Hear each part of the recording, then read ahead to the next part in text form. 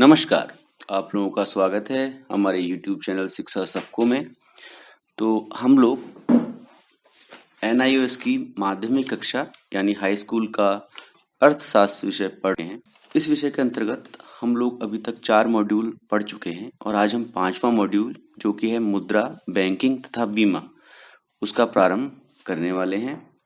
इसके अंतर्गत हम लोग मुद्रा के बारे में पढ़ेंगे, मुद्रा का किस प्रकार से लेन देन किया जाता है वो पढ़ेंगे, किस प्रकार से विनिमय के साधन के रूप में उपयोग में लाई जाती है मुद्रा, उसके बारे में पढ़ेंगे। फिर बैंकों का क्या कार्य होता है, बैंक किस प्रकार से मुद्रा के लेन देन में या मुद्रा को उपलब्ध कराने में आम जनता को किस प्रकार से मदद करते हैं। इसी प्रकार से फिर हम अंत में बीमा के बारे में भी पढ़ेंगे। आज हम जो पहला जो जिसका अध्याय है वो है अध्याय 14, जिसका कि शीर्षक है मुद्रा और उसकी भूमिका। तो आज हम मुद्रा और उसकी भूमिका के बारे में पढ़ने वाले हैं। तो इस अध्याय को प्रारंभ करने से पहले मैं आपसे फिर एक बार अनुरोध करूंगा कि आप लोग हमारे इस वीडियो को और हमारे इस चैनल को अपने ऐसे परिचितों और अपने दोस्तों जो कि किसी भी हिंदी माध्यम के बोर्ड से अर्थशास्त्र विषय पढ़ रहे हों उनके साथ अवश्य इसको शेयर करें। तो आइए प्रारंभ करते हैं। सबसे पहला जो टॉपिक है वो है वस्तु विनिमय प्रणाली, जिसको कि इंग्लिश में बार्टर सिस्टम बोलते। तो ऐसा था जब मानव जीवन का जो इतिहास है उसके प्रारंभ में, प्राचीन काल में मतलब, जबकि मुद्रा चलन में नहीं थी तो भी लोग क्या करते थे, उसमें वस्तुओं को बदलते थे।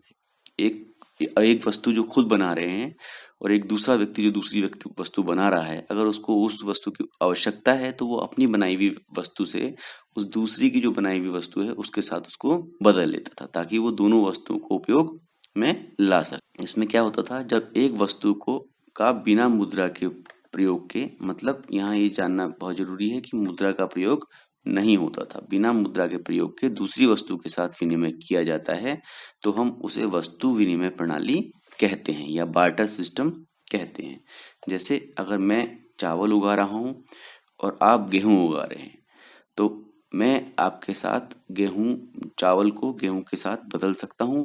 जो कुछ मात्रा में चावल मैं आपको दे दूंगा, आप उस चावल को उपयोग कर पाएंगे, और कुछ मात्रा में आप गेहूं मुझे दे देंगे और मैं उस गेहूं का उपयोग कर पाऊंगा। तो ये थी वस्तु विनिमय प्रणाली। इसके अंतर्गत क्या होता था, प्राचीन काल में यूरोप से व्यापारी जो थे वो लोग वस्तुओं जैसे फर और सिल्क, फर क्या होता है, जो जानवर की जो स्किन होती है उसके ऊपर जो बाल लगे होते हैं उसको फर बोलते हैं, तो उनका, और शिल्प का मतलब जो हस्तशिल्प होता है उसका जो विनिमय एक्सचेंज था, वो किसके साथ करते थे, इत्र और रेशम के साथ। इत्र और रेशम के बदले में वो फर और शिल्प देते थे। कहाँ से करते थे, संसार के पूर्वी भागों से।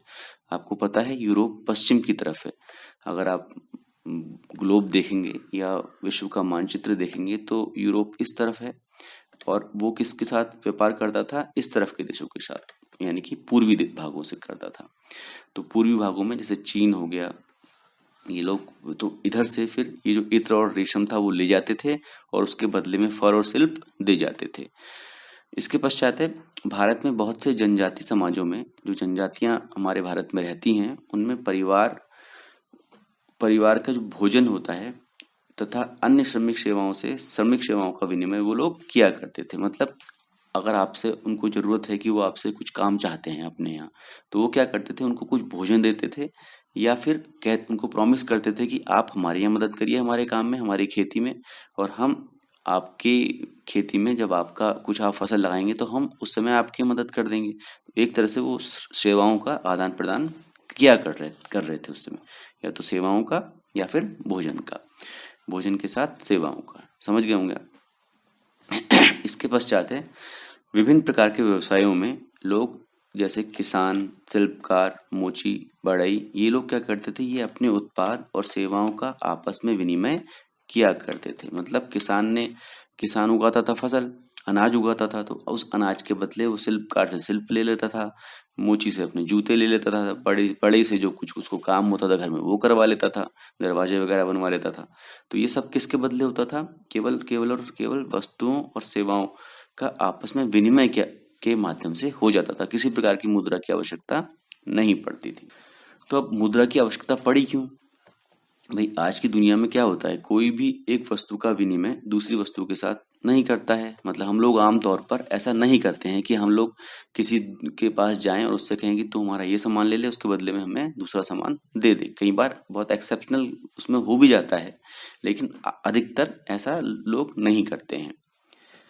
तो इसमें क्या है, होता क्या है कि प्रत्येक व्यक्ति वस्तुओं और सेवाओं का क्रय करने के लिए मुद्रा का भुगतान करता है। वो लोग क्या भुगतान करते हैं, किस चीज का? मुद्रा। वो पैसा देते हैं, ठीक है। वो ऐसा नहीं करते कि वस्तुओं और सेवाओं के बदले वस्तु और सेवाएं देते हो। तो ऐसा क्यों हुआ?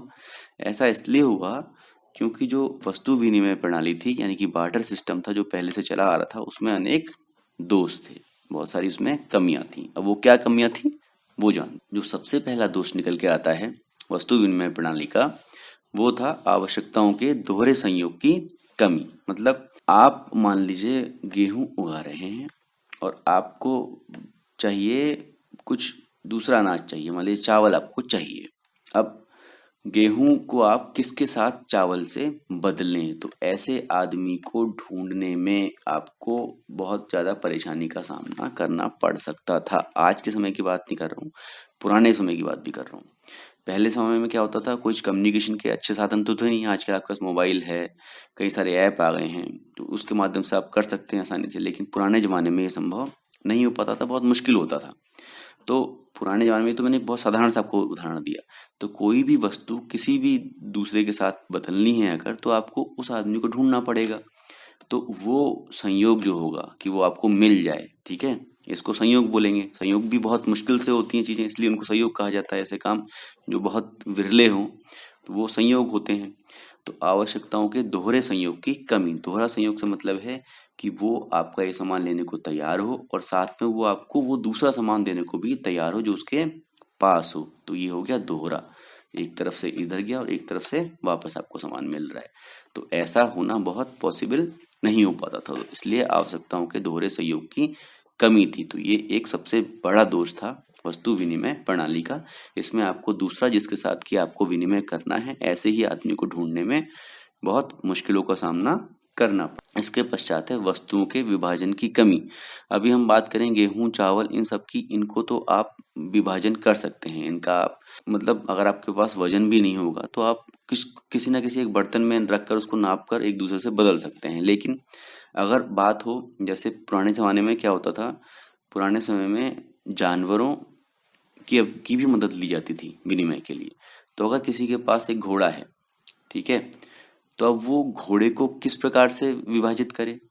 भैया अगर उसके पास 1,000 रुपए हैं तो उसको तो विभाजित कर सकता है, 100-100 रुपए के 10 भाग हो सकते हैं, ठीक है। लेकिन घोड़ा, कोई एक वस्तु अगर घोड़ा है तो वो उसको कैसे विभाजित कर सकता है? उसको विभाजित करना तो संभव नहीं है, ठीक है। तो ये एक बहुत बड़ी कमी थी। वो घोड़े के बदले कोई और सामान अगर लेना चाहे तो उसको विभाजित करना उसके लिए संभव नहीं था। उसको पूरा घोड़ा ही देना पड़ेगा, ठीक है। या तो पूरा देगा या फिर कुछ नहीं देगा, ठीक है। ऐसा संभव नहीं कि वो आधा घोड़ा किसी को दे दे।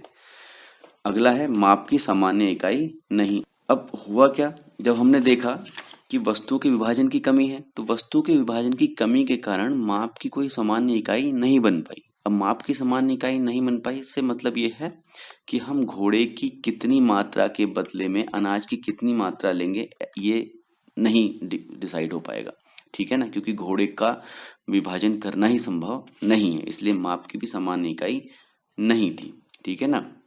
तो ये समस्या क्या थी, अन्य सभी वस्तुओं में भी इस प्रकार की समस्या लोगों को सामना करना पड़ता था, सिर्फ घोड़े वाले उदाहरण में ही नहीं।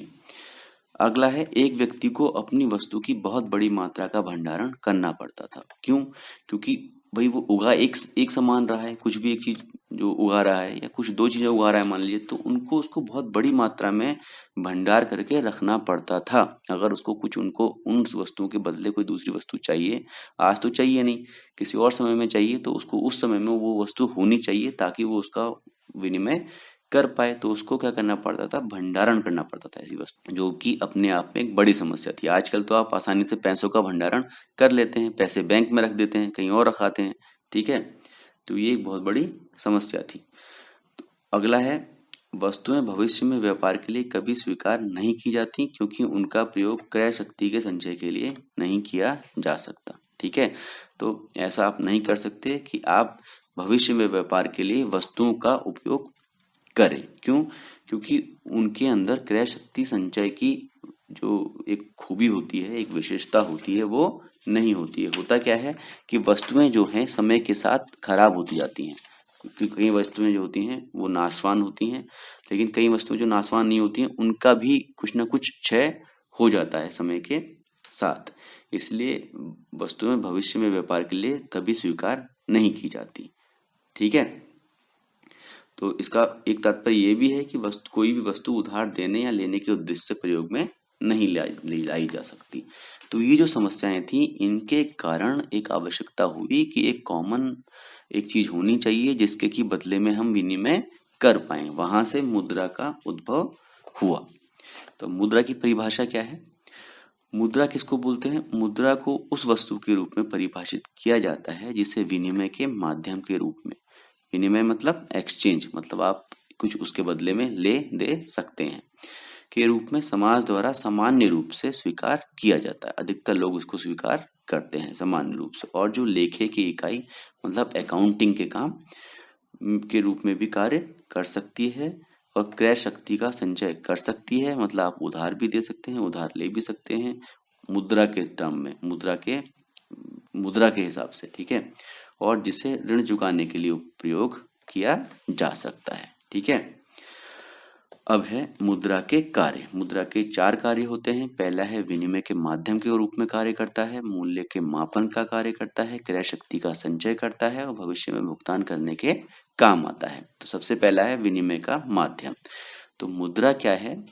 मुद्रा का सबसे पहला काम यही है कि वह विनिमय के माध्यम के रूप में कार्य करती है। मुद्रा का जन्म ही हुआ है विनिमय का कार्य करने के लिए। जो वस्तुओं और सेवाओं का विनिमय हम लोग करते थे उसमें बहुत दिक्कत आती थी बार्टर सिस्टम में, तो उसको दूर करने के लिए ही मुद्रा का जन्म हुआ है। तो मुद्रा का जो प्राथमिक कार्य है वो यही है कि ये विनिमय के माध्यम के रूप में कार्य करती है। इसका तात्पर्य यह है कि लोग मुद्रा की सहायता से वस्तुओं और सेवाओं का क्रय विक्रय कर सकते हैं। आप वस्तुओं को खरीद बेच सकते हैं मुद्रा के बदले में। तो वस्तु के विक्रेता द्वारा मुद्रा प्राप्त की जाती है। जो विक्रेता होता है वो क्या करता है? मुद्रा प्राप्त करता है, और जो क्रेता होता है मुद्रा का भुगतान करता है। ठीक है ना, जैसे आप अगर 10 रुपये आप कुछ पैसे लेके दुकानदार के पास जाते हैं, उस दुकानदार से आप पूछते हैं भाई ये पेन कितने का है, वो बोलता है 10 रुपये का, आप उसको वो 10 रुपये भुगतान कर देते हैं। ठीक है, तो वो आपको उसके बदले में पेन दे देता है। ठीक है ना, तो इस प्रकार से जो 10 रुपये के माध्यम से आपने पेन का 10 रुपये के लिए विनिमय किया। ठीक है, अगला है मूल्य का मापन। तो मुद्रा का जो दूसरा कार्य है, दूसरा मौलिक कार्य है कि लेखे की इकाई अथवा मूल्य के सामान्य माप के रूप में कार्य करता है। ये जो अकाउंट्स होते हैं उसकी एक यूनिट है और मूल्य के सामान्य माप के रूप में कार्य करती है। जो मूल्य है उसका सामान्य माप होता है। कौन? जो मुद्रा है वो। तो किसी वस्तु का मूल्य इसकी कीमत को बाजार में बेची गई मात्रा से गुणा करके ज्ञात किया जा सकता है। एक सिंपल सा उदाहरण है कि आपने मान लीजिए 10 किलो चावल खरीदा 20 रुपए के हिसाब से। ठीक है ना, तो आपको कितने रुपए देने पड़े? 200 रुपए देने पड़े। ठीक है, तो इस प्रकार से जो जो आपने चावल लिए, चावल का जो कट्टा आपने लिया 10 किलो का, उसका मूल्य हुआ 200 रुपए। ठीक है, तो आपको किससे पता चला? मुद्रा से पता चला। ठीक है ना, तो आपने सिंपली उसकी कीमत जो थी उसको बाजार में बेची गई मात्रा से गुणा करा। मतलब जो कीमत थी 20 रुपए, उसको गुणा किया 10 से, तो आपको क्या मिल गया? वस्तु का मूल्य। क्योंकि कीमत मौद्रिक इकाई के रूप में व्यक्त की जाती है, किसी वस्तु के मूल्य को मुद्रा के रूप में भी व्यक्त किया जाता है। ठीक है, अगला है क्रय शक्ति का संचय। अब हमने देखा था कि हम कोई वस्तु या सेवा का स्टोरेज करना पड़ता था लोगों को कि अगर कि एक प्रकार से उनके अंदर क्रय शक्ति आ जाए, लेकिन क्रय शक्ति का काम वस्तुओं और सेवाओं के विनिमय से प्राप्त नहीं होता था। क्यों नहीं होता था? क्योंकि वस्तुएं समय के साथ खराब होती जाती थी, लेकिन मुद्रा के केस में ऐसा नहीं होता है। विनिमय के माध्यम के रूप में आप वस्तुएं खरीदने के लिए मुद्रा का भुगतान कर सकते हैं। हमने देख ली ये चीज। इसका अर्थ ये है कि यदि आपके पास मुद्रा है, अगर आपके पास मुद्रा है, तो आपके पास किसी वस्तु या सेवा को खरीदने की शक्ति है। वो 10 रुपए जो आप लेके गए दुकानदार के पास, आपने उसको दिया, उसने उसके बदले में आपको पेन दिया, तो वो 10 रुपए आपकी शक्ति को दिखाते हैं। आपके पास इतनी शक्ति थी कि आप वो पेन खरीद सकें, ठीक है? तो उसी को क्रय शक्ति बोलते हैं। तो मुद्रा के रूप में क्रय शक्ति का संचय कर सकते हैं, इसलिए मुद्रा में क्या होती है? क्रय शक्ति होती है। अगला है भविष्य में भुगतान करना। तो अब आपने भी अपने जीवन में बहुत बार ऐसा किया होगा कि किसी से कुछ पैसा लिया होगा और फिर उसको कुछ समय के लिए लिया होगा और कुछ समय बाद उसको वापस कर दिया होगा। हो सकता है अगर आपने दोस्त से लिया होगा तो उसको कुछ ब्याज व्याज आपने ना दिया हो, लेकिन कई बार ऐसा भी होता है कि अगर आपने किसी से कुछ पैसा लिया है तो अगर आपको कुछ समय बाद उसको भुगतान करेंगे तो वो कुछ पैसे उसमें बढ़ाकर लेगा, जिसको कि ब्याज बोलते हैं। तो ऐसे बहुत से व्यक्ति हैं जो कि अपनी वर्तमान आवश्यकताओं की संतुष्टि करने के लिए आज मुद्रा उधार लेते हैं, इस शर्त पर कि वो ब्याज के साथ ऋणदाता की सहमति के अनुसार किसी भविष्य की तिथि पर भुगतान कर देंगे, ठीक है? तो यही फायदा है मुद्रा का कि वो एक एक ऐसे साधन के रूप में उपयोग में लाई जाती है जिससे कि आप लोग भविष्य में भुगतान कर पाए, ठीक है? ये मुद्रा के कारण ही संभव हो पाया जो भविष्य में भुगतान करना है। मतलब जो ये लोन का कंसेप्ट आया, जो ऋण देने का कंसेप्ट आया, ये सब किसकी वजह से संभव हो पाया? मुद्रा की वजह से संभव हो पाया। और भविष्य में जो ये भुगतान आप करेंगे किसी को लोन के बदले में, वो केवल किसके रूप में करेंगे? मुद्रा के रूप में। ये बहुत जरूरी है कि आप उसको केवल और केवल मुद्रा के रूप में जो भुगतान है वो करेंगे और वो ही केवल वो स्वीकार करेगा। तो भविष्य में भुगतान केवल मुद्रा के रूप में स्वीकार किया जाता है। अगला है मुद्रा के प्रकार। मुद्रा किस प्रकार से आजकल चलन में है? कागजी मुद्रा और सिक्के। ये आपने अपने जीवन में रोज देखते होंगे कि किस प्रकार से आप जो कागज के नोट हैं उनका उपयोग करते हैं और सिक्कों का उपयोग करते हैं। तो प्राचीन काल में कुछ स्थानों पर लोग पशु और नमक आदि के रूप में मुद्रा रखते थे। जो हम बात कर रहे थे कि पशुओं को किस प्रकार से विभाजन की कमी थी, तो वो एक कमी थी विनिमय प्रणाली की, उस समय की विनिमय प्रणाली जो कि वस्तुओं और सेवाओं की विनिमय प्रणाली थी, जिसको कि बार्टर सिस्टम कहते हैं। शताब्दियों तक बहुत से प्रयोगों के पश्चात अब लोग कागज के नोटों और सिक्कों के रूप में मुद्रा रखते हैं जिन्हें ले जाना आसान है। मतलब कई सौ साल लग गए, उसके पश्चात बहुत सारे एक्सपेरिमेंट हुए, बहुत सारे प्रकार की मुद्राएं चलन में आई। अगर आप इतिहास पढ़ेंगे तो उसमें देखेंगे कि कहीं किस किस प्रकार से जो चीजें चेंज होती गई। मतलब एक बार तो ऐसा शासक भी आपके हिंदुस्तान में भी हुआ है, भारत में हुआ है, जिसने की चमड़े की मुद्रा चलाई थी, ठीक है ना? तो इस प्रकार से जो मुद्रा का जो रूप है वो चेंज होते होते आज आप लोग कागज के नोट और सिक्कों के रूप में मुद्रा रखते हैं जिन्हें ले जाना आसान होता है। तो आप लोग कहाँ से जानवरों से कहाँ तक पहुंचे? इन नोटों तक पहुंचे, ठीक है? ये बहुत लंबी जर्नी थी जिसको कि हम लोगों ने पार किया।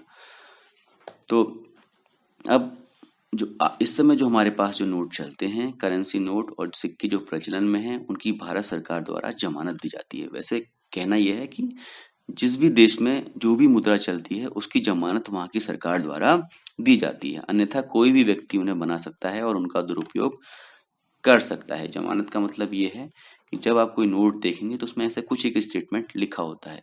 जैसे इसमें इंग्लिश में लिखा हुआ है, I promise to pay the bearer on demand the sum of 10 rupees at any office of issue.